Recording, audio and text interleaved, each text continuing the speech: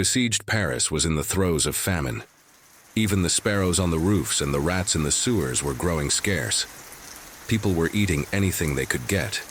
As Monsieur Morisseau, watchmaker by profession and idler for the nonce, was strolling along the boulevard one bright January morning, his hands in his trousers pockets and stomach empty, he suddenly came face to face with an acquaintance, Monsieur Sauvage, a fishing chum. Before the war broke out, Morisseau had been in the habit, every Sunday morning, of setting forth with a bamboo rod in his hand and a tin box on his back.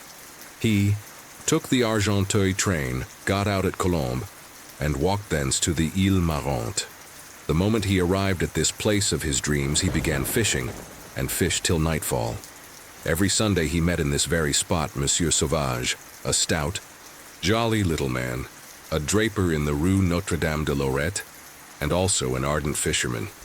They often spent half the day side by side, rod in hand and feet dangling over the water, and a warm friendship had sprung up between the two.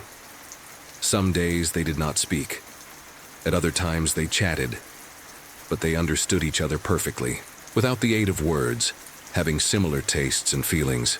In the spring, about 10 o'clock in the morning, when the early sun caused a light mist to float on the water and gently warmed the backs of the two enthusiastic anglers, Morisseau would occasionally remark to his neighbor, "My, but it's pleasant here," to which the other would reply, "I can't imagine anything better." And these few words sufficed to make them understand and appreciate each other. In the autumn, toward the close of day, when the setting sun shed a blood-red glow over the western sky, and the reflection of the crimson clouds tinged the whole, river with red, brought a glow to the faces of the two friends and gilded the trees, whose leaves were already turning at the first chill touch of winter. Monsieur Sauvage would sometimes smile at Morisseau and say, "What a glorious spectacle!" And Morisseau would answer, without taking his eyes from his float, "This is much better than the boulevard, isn't it?" As soon as they recognized each other, they shook hands cordially, affected at the thought of meeting under such changed circumstances. Monsieur Sauvage, with a sigh, murmured, "These are sad times." Morisseau shook his head mournfully, "And such weather.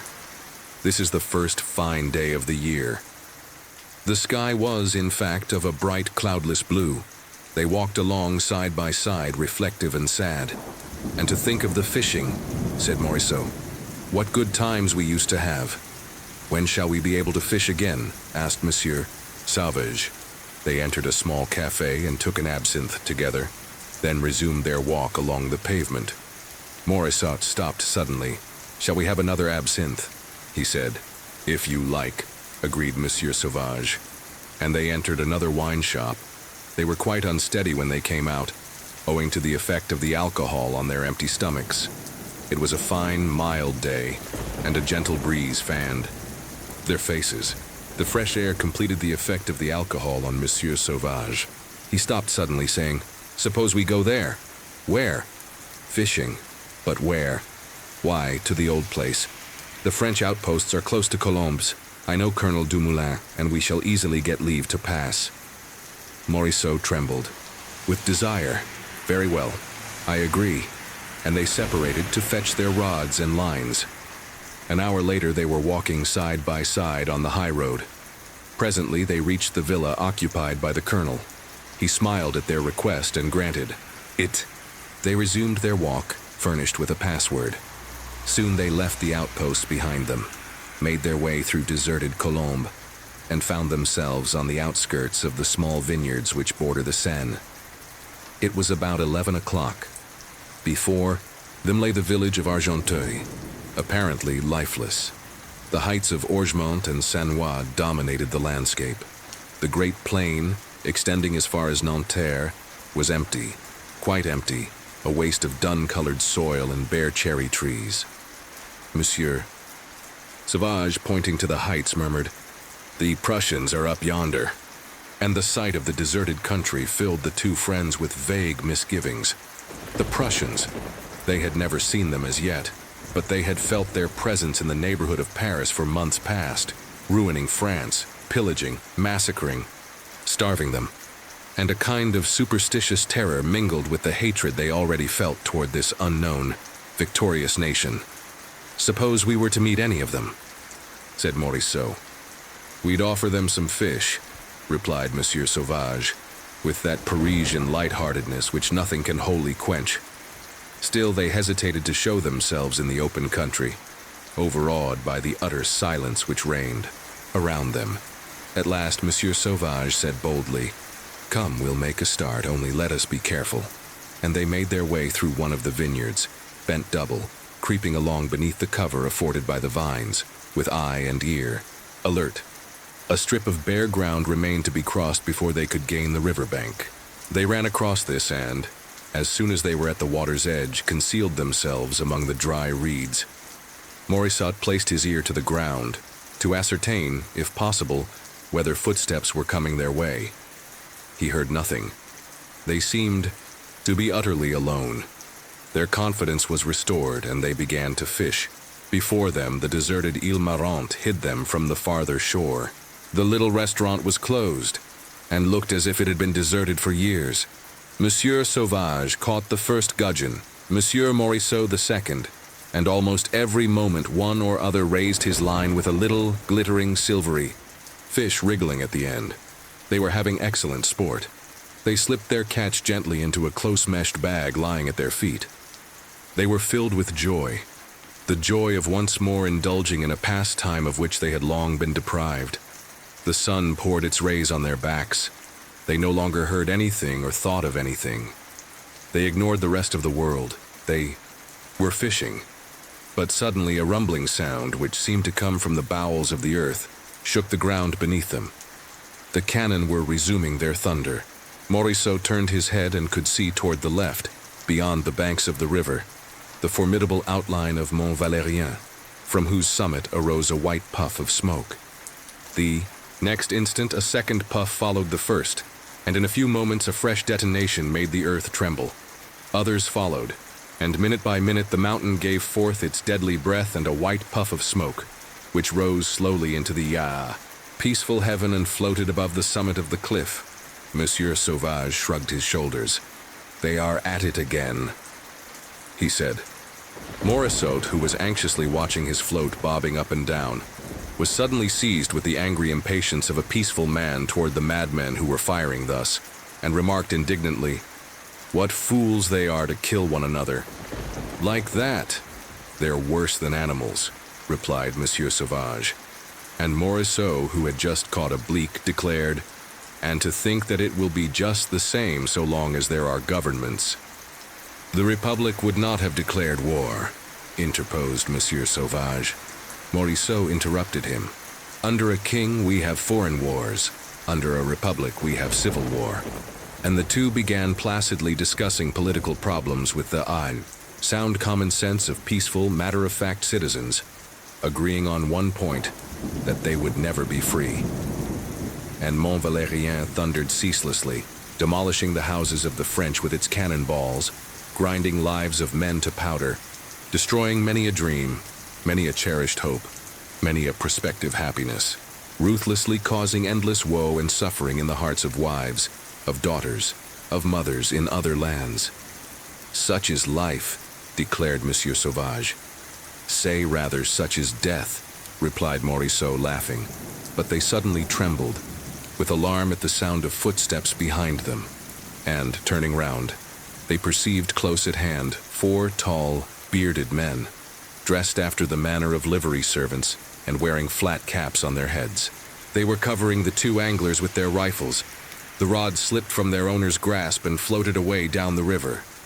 In the space of a few seconds they were seized, bound, thrown into a boat, and taken across to the Ile Marante and Behind the house they had thought deserted were about a score of German soldiers. A shaggy-looking giant, who was bestriding a chair and smoking a long clay pipe, addressed them in excellent French with the words, "Well, gentlemen, have you had good luck with your fishing?" Then a soldier deposited at the officer's feet the bag full of fish which he had taken care to bring away. The Prussian smiled. "Not bad, I see. But we have something else to talk about." Listen to me and don't be alarmed. You must know that in my eyes you are two spies sent to reconnoiter me and my movements. Naturally, I capture you and I shoot you. You pretended to be fishing, the better to disguise your real errand. You have fallen into my hands and must take the consequences. Such is war. But as you came here through the outposts, you must have a password for your return. Tell me that password and I will let you go.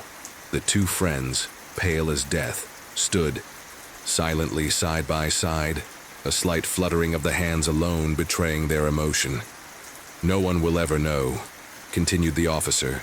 You will return peacefully to your homes, and the secret will disappear with you. If you refuse, it means death, instant death. Choose. They stood motionless and did not open their lips.